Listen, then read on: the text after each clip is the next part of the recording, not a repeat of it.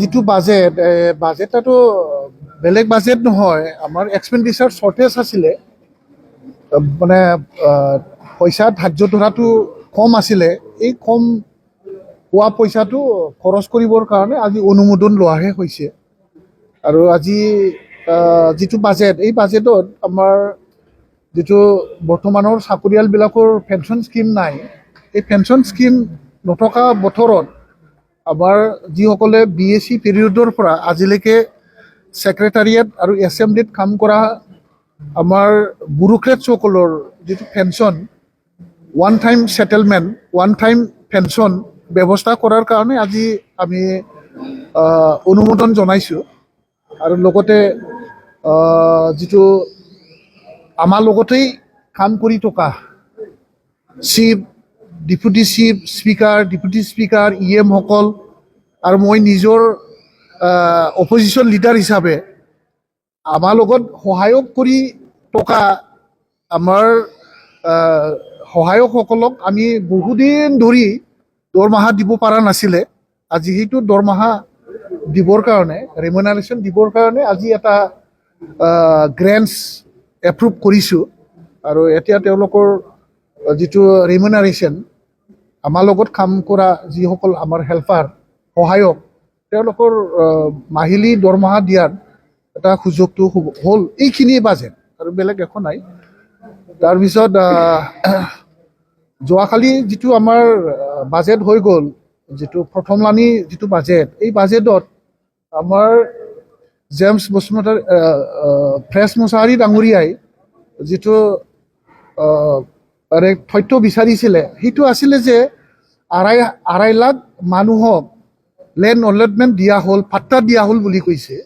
এই পাট্টাদাৰসকলৰ নাম আৰু লোকেশ্যন আৰু কিমান বিঘা মাটি, কাৰ নামত কিমান মাটি দিয়া হ'ল, এইটোৰ তথ্যহে আমি বিচাৰিছোঁ।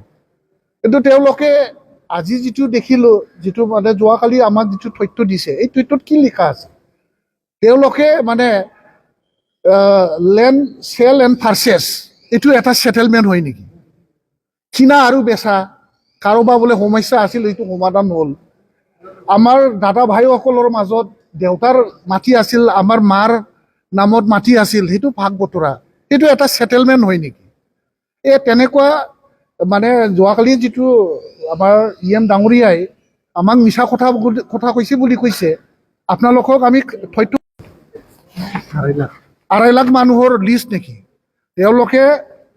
তেওঁলোকে আমাক যিটো দেখুৱাইছে, এই দেখুওৱা তথ্য মতেতো তেওঁলোকে কেইটামানহে মানে ছেটেলমেণ্ট কৰিছে। কিনা বেচাটো কি আছে? ম্যাদী মাটিহে কিনা বেচা হয়নে নহয়? ৰিক্লাছিফিকেশ্যন, মোৰ মাটি আছিলে খেতি মাটি, এতিয়া মই বাৰী মাটি কৰিছোঁ। মোৰ খেতি মাটি আছিলে, এতিয়া মোৰ ঠাই কৰিছোঁ, বেপাৰী ঠাই কৰিছোঁ। সেইটো কিবা এটা ছেটেলমেণ্ট হোৱা নেকি? আঢ়াই লাখ মানুহক যে মাটি বাৰী দিয়া হৈছে বুলি কৈছে, এই আঢ়াই লাখ মানুহৰ নামটো দিয়ক না আমাক। কোন কোন চাৰ্কেলত, কাক কোন লোকেশ্যনত কিমান বিঘাকে মাটি এলটমেণ্ট দিছে, আমি সেইটোকে বিচাৰিছোঁ। সেইটো কিয় দিব পৰা নাই? আৰু দিব পৰা নাই, আৰু মিছাকে আমিহে বোলে ৰাইজক বোলে মানে কিবা কৰিছোঁ, মিছগাইড কৰিছোঁ। তেওঁ নিজে মিছগাইড কৰি আছে, ওলোটা আমাক মিছগাইড কৰিছোঁ বুলি কৈছে। আৰু আমি আজি আপোনালোকক আৰু এটা কথা ক'ম, ৰাইজক আৰু এটা অৱগত কৰিম। মই যোৱাকালি এটা আনষ্টাৰ্ড কুৱেশ্যন কৰিছিলোঁ যে আজিলৈ মানে যিটো LP school, ME school, high school, ME মাদ্ৰাছা, হাই মাদ্ৰাছা, higher secondary school, junior college আৰু ডিগ্ৰী কলেজ, কিমানটা স্কুল অনুষ্ঠান মানে প্ৰভিন্সিয়েলাইজ কৰা হ'ল বুলি মই এটা প্ৰশ্ন কৰিছোঁ। ইয়াৰ প্ৰশ্নৰ উত্তৰটো আমি দিব পাৰোঁ আপোনালোকক। আজিলৈকে কোনো LP স্কুল প্ৰভিন্সিয়েলাইজ কৰা নাই, আজিলৈকে কোনো ME স্কুল প্ৰভিন্সিয়েলাইজ কৰা হোৱা নাই, তেওঁলোকে লিখি দিছে আমাক। আৰু মাত্ৰ 10টা কলেজ প্ৰভিন্সিয়েলাইজ কৰা হ'ল বুলি কৈছে। আৰু লাজৰ বিষয় আজি এই 10খন কলেজৰ যিটো ষ্টাফ, টিচিং আৰু নন টিচিং ষ্টাফ, ফেকাল্টি মেম্বাৰসকলৰ আজিলৈকে দৰমহা দিব পৰা নাই। ইয়াতকৈ লজ্জাজনক কিবা আছে নেকি কথাটো? প্ৰভিন্সিয়েলাইজ বুলি হৈছে, কিয়ৰ প্ৰভিন্সিয়েলাইজ? প্ৰভিন্সিয়েলাইজ মিনছ আমাক দৰমহা পাব লাগে, দৰমহা পোৱাৰ ব্যৱস্থাটোহে প্ৰভিন্সিয়েলাইজ। আমাৰ চাকৰিটো চৰকাৰীকৰণ হ'ল, চৰকাৰীকৰণ যদি হৈছে আজিলৈকে দৰমহা কিয় দিব পৰা নাই? লাজৰ বিষয়। আৰু এই বছৰৰ যিটো মানে 78 গ্ৰেণ্টছ WPT বাজেট ষ্টেট গভৰ্ণমেণ্ট, ইয়াত দৰমহা দিবৰ কাৰণে অসম চৰকাৰে চিনচিয়াৰলি এই 10খন কলেজত কাম কৰা শিক্ষক আৰু মানে নন টিচিং ষ্টাফক দৰমহা দিবৰ কাৰণে বাজেট প্ৰভিজন কৰি ৰখা পইচাখিনিও যদি BTC চৰকাৰ মুকলি কৰি আজিৰ দিনত চাকৰিয়ালবিলাকক পইচা দিব নোৱাৰা, ইয়াতকৈ দুৰ্ভাগ্যজনক কিবা BTC চৰকাৰ আছে নেকি?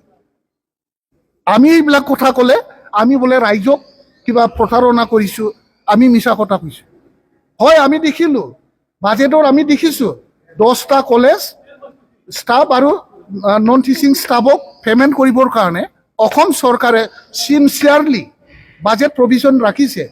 ইমান বাজেট প্ৰভিজন ৰখাৰ স্বত্তেও আজিলৈকে এই দৰমহা মুকলি কৰিব নোৱাৰা চৰকাৰখনে কি চৰকাৰ বুলি ক'ম? আমি খুব ভাল চৰকাৰ বুলি ক'ম, না পৰিৱৰ্তন চৰকাৰ ক'ম, নে আমি ফেইলাৰ চৰকাৰ ক'ম?